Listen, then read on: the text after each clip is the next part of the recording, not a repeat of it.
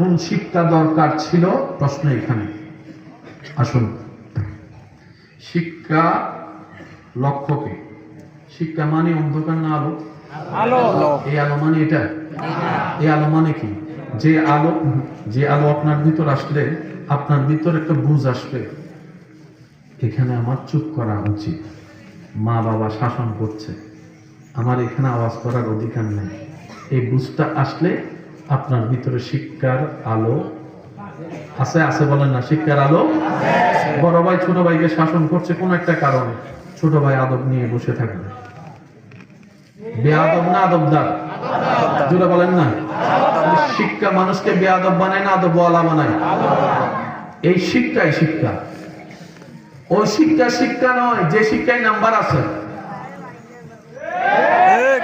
আচ্ছা, আমরা school college মাদ্রাসায় যাই কি অর্জন করার জন্য?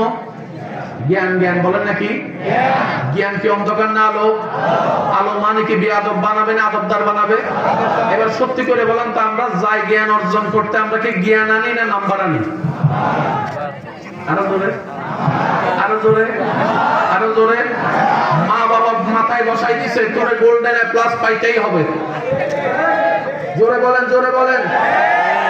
এখন দেখা যায় নার্সারিতে ছোট ছোট বাচ্চারা ব্যাগ নিয়ে যায়, ব্যাগের বইয়ের বারে বাচ্চা কাইতে পড়ে যাইতেছে। যে পড়া এক সময় দিত ক্লাস 9-এ, এখন দেখা যায় ক্লাস 6 এর বাচ্চাদেরকে সে পড়া দেওয়া হচ্ছে। আমরা বুঝি নাই আমাদেরকে ধ্বংস করা হচ্ছে।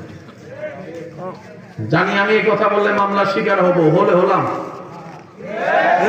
বাস্তবতা তো বলে যেতে হবে। কথা ক্লিয়ার। শিক্ষা বাড়লে বেয়াদব কমার কথা।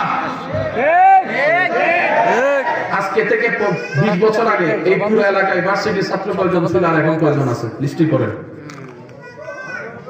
আগে পুরো 10 গ্রাম মিলে ভার্সিটির একটা ছাত্র খুঁজে পাওয়া যেত না, আর এখন দেখেন ঘরে ঘরে ভার্সিটির ছাত্র।